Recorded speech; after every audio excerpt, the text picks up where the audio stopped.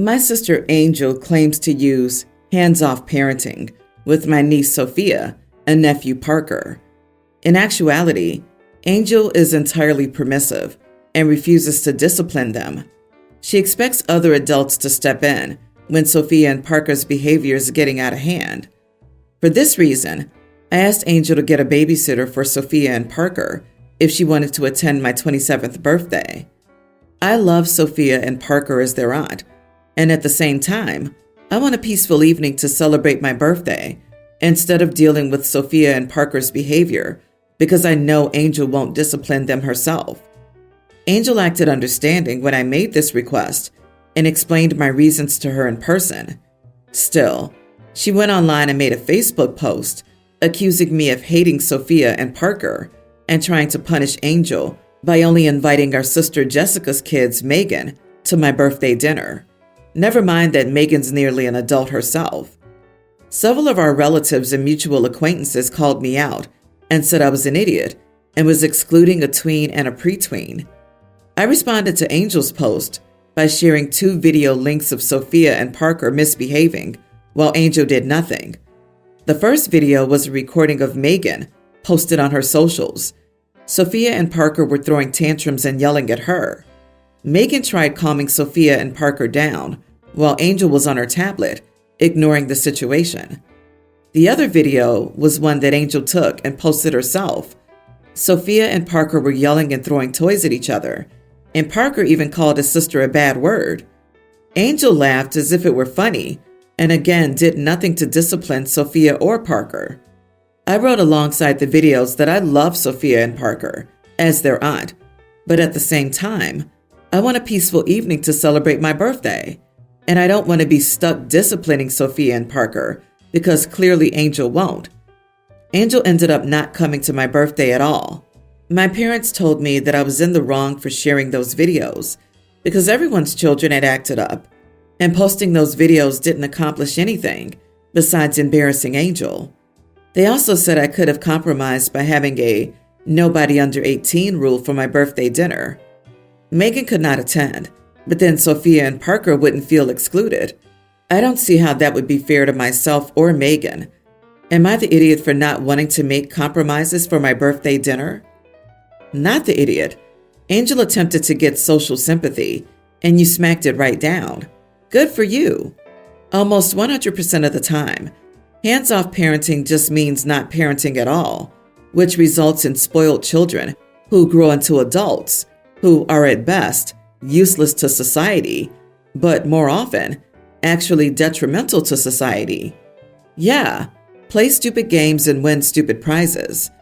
Also, she wanted to embarrass OP, and then when she was embarrassed, now it's a problem to link personal stuff she posted herself. Before you badmouth someone, ensure they don't have proof of what you're doing. Angel wasn't worried about embarrassing you or setting you up to be harassed by relatives, so I don't see why you should be concerned about her feelings when you're simply defending yourself from her false accusations and crap parenting. There will likely be more families following suit with Angel and her children in the future. The domino effect and whatnot. Hopefully, this altercation is giving her something to think about and maybe try some decent parenting. Next time, set a 16 and up rule for the next few years. If their behavior doesn't improve, the age limit can continue to increase. Pretty sure any of your relatives at the party are mighty relieved they weren't there either. Quick question. What will your parents' excuse be when the kids turn 18? Everyone's in for a rough time. My 29 male girlfriend, 30, had a baby 3 months ago. Immediately after getting home from the hospital, my girlfriend told me he would be my responsibility when I was home, since she'd have to put up with him all day. I was shocked, but reluctantly agreed after she told me she wouldn't be doing it if I was home, so I didn't have a choice. He's very fussy. He often needs to be held or rocked, and he rarely sleeps for more than an hour or two. I've been dealing with this for the last 3 months. I'd get off my job, I work construction, come home, and have to hold him so he doesn't cry, often while trying to deal with dinner. Then I wouldn't get to sleep till about midnight, since that's when he has to be fed to minimize his waking up in the night. Meanwhile, my girlfriend would just sit back and watch a show or make herself something. She started going to bed by 10 and sleeping in the guest room since the baby slept in our room. For the last few months, I've been getting maybe 2 or 3 hours of sleep a night, then going to work and doing a physically demanding job. I was pretty much living off of coffee, snacks, and energy drinks, then coming home and dealing with the baby all night. I'll admit, I wasn't taking very good care of myself. I started forgetting stuff, even eating, and my job performance was slipping. My girlfriend just told me that's what she deals with all day. So I guess I just felt bad and needed to keep stepping up. I collapsed at work on Thursday and woke up on the way to the hospital. The doctor told me I was exhausted and mildly dehydrated and told me to rest, stay home, and drink fluids for a week. Now my girlfriend is angry and saying I don't do anything. I'm not even working. I feel bad still since the baby is a lot of work, but at the same time, I was literally told to take it easy. I don't not do anything, but nowhere near as much as I was. I'll sit and hold the baby or feed him during the day, but I've started going to bed earlier and leaving her with him, or making her get up in the night. She keeps saying I'm not doing enough and calling me lazy. I'm pretty lost at this point. Am I the idiot? I can't say this any louder. Not the idiot. It's unsafe for you or the baby to continue as you are. You shouldn't be driving or on a job site. I'm saying that as someone in your field. Your girlfriend should be concerned, not angry. I imagine she's also tired, and I can't judge how her days are spent without hearing her side. But from your side, I know you need more rest and some help, or you'll get badly hurt. Wow, listen, I had a baby and I get it, but what your girlfriend is doing is wrong. You can't be expected to work a physically demanding job and then come home and keep going all night. No wonder you passed out. When I had my son, my husband would help me when he got home so I could relax. But I got up at night since he had to work. And on weekends, we split it so we could both rest. You're both going to be tired. That's life with a baby. But no way should either of you be exhausted to the point of being hospitalized. You need to sit down with her ASAP and work out a schedule where you both get to rest, not just her. I, 26 female, am allergic to a plant that lives in the state my husband, 29, and I have moved to. We aren't sure which plant yet, but are narrowing it down, kinda. My doctor has told me not to do any yard work whatsoever because I have an allergic reaction every time. Full body rash and swollen joints for like a week. Wearing gloves and protective clothes has not helped. My husband knows all of this. Yesterday he mowed and pressured me into helping him rake up grass and weeds. I didn't want to, and I mentioned that I could have an allergic reaction, but he said that he needed help and that I would be fine. Against my better judgment, I thought that if I just raked and didn't physically touch anything, I would be fine.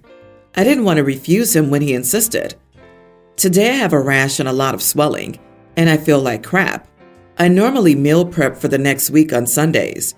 This morning I halfway threw myself some salads in Tupperware for next week and called it a day. I eat a lot of easy stuff that doesn't require cooking, so it's fine. My husband, on the other hand, eats like 15 pounds of meat a week, vegetables and sides. It usually takes me hours to cook his food, and it's very draining. I told him he needed to cook his food for the next week because I was too tired and my skin felt awful. He got mad and said he'd just eat takeout since he wanted to relax on his last day off. So now I have to freeze all the meat so it doesn't go to waste. He only cooks once or twice a year. He thinks it's not fair to me to not feed him since I agreed to rake, and it isn't his fault I had an allergic reaction.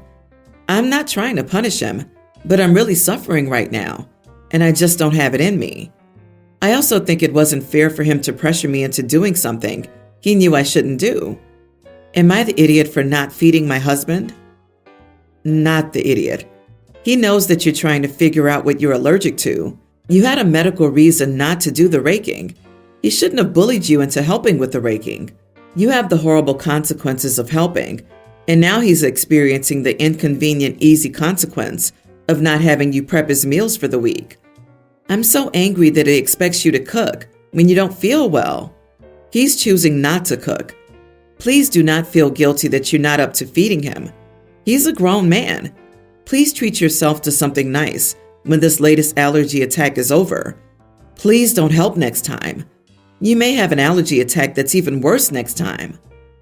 Girl, you need to move back to whatever, safer for you to actually exist outside, place you came from.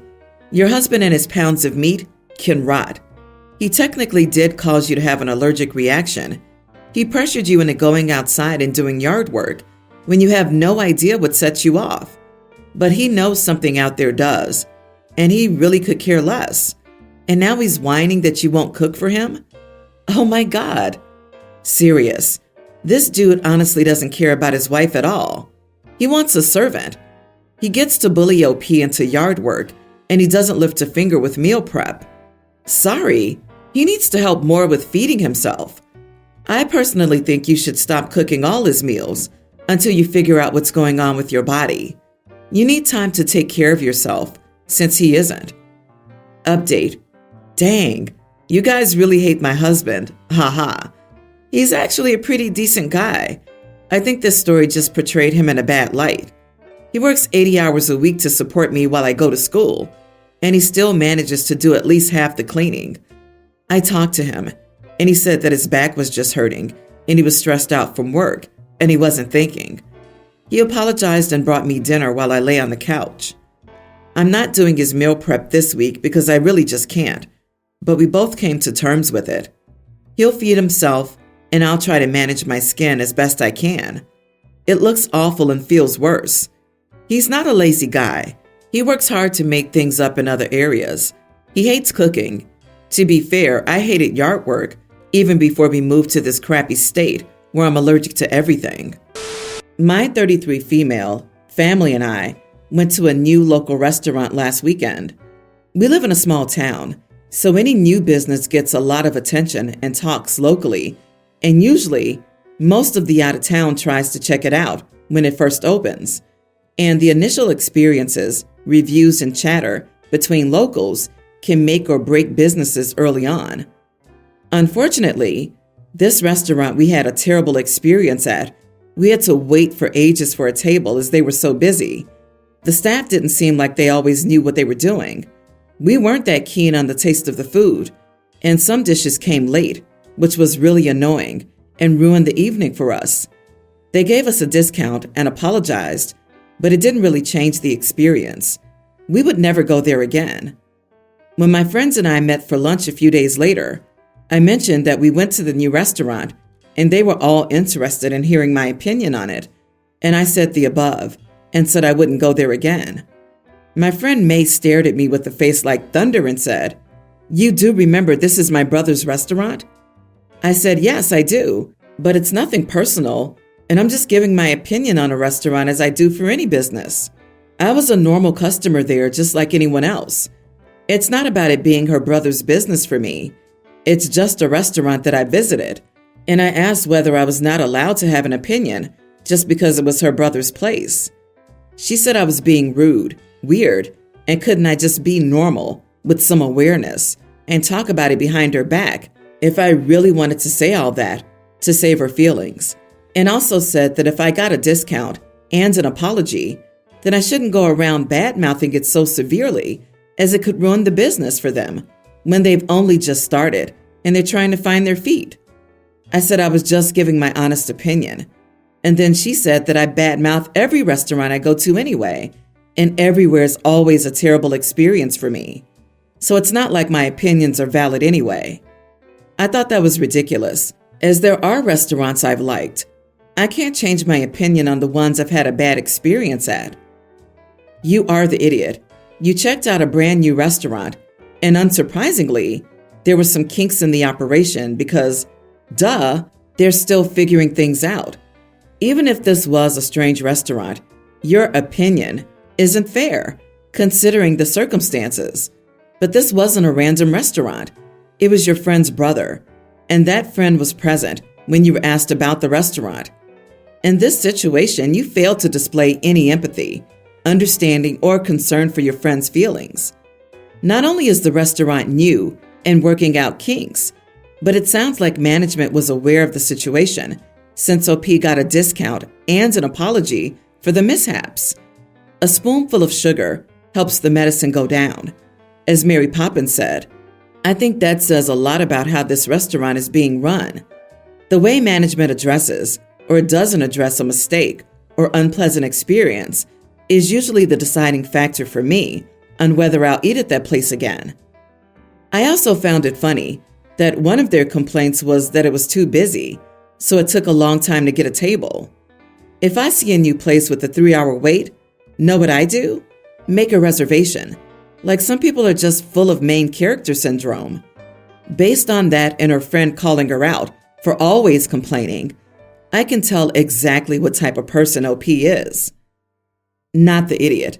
So you're only allowed to have positive opinions about things? That kind of loses the point, no? May isn't an idiot here, but she definitely sucks for getting bent out of shape over fair and thoughtful criticism. Who gives a crap that it's your brother? And then you want OP to talk crap behind your back if he's gonna talk crap? Jesus, grow up. What are we, children? Here's an idea. Share the info with your brother to help him become aware so he can be aware of any problems and try and do something to fix the experience for all future customers. Take an opportunity when it comes your way.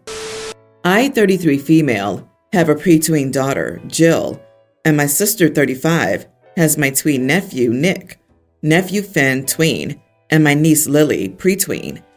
My sister and I are usually very close. Both Jill and Nick are autistic. For her 8th birthday, Jill asked if she could have a party at our house because she's made friends at school this year, something she's had trouble with. I agreed, and she invited 10 of her classmates.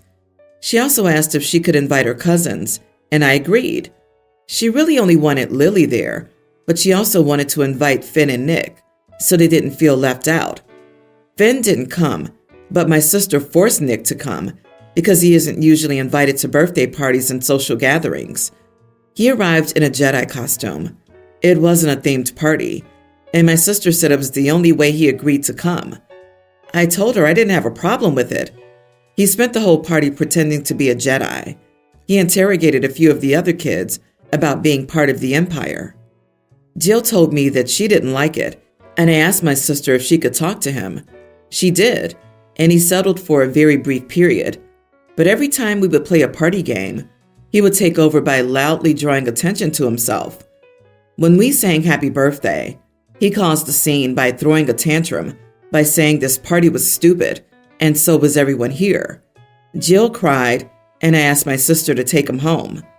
She later called me and told me I was cruel for making him leave, and that I, of all people, should understand how much he struggles because I'm autistic, though diagnosed in adulthood. I told her I did understand, but that he had ruined Jill's first ever friend party, made the other kids upset at points by insulting them, and threw a tantrum when things weren't about him. I told her I know he struggles and doesn't understand, but so does Jill, and I have to look out for her, and that he won't be invited to future birthdays for a while. I feel very guilty, but I think I did the right thing. Am I the idiot? Not the idiot. Being autistic doesn't excuse this type of behavior. Your sister should have controlled and taken her son out to calm him down whenever he pulled a tantrum. She didn't, so he had to leave the party. And she, of all people, should understand how important this party was for Jill. As an autistic adult, the problem is the sister who forced her child to go to something he didn't want to go to, and obviously didn't want to stay at. She pushed it until it became a tantrum or meltdown on his part, and literally everyone involved was upset.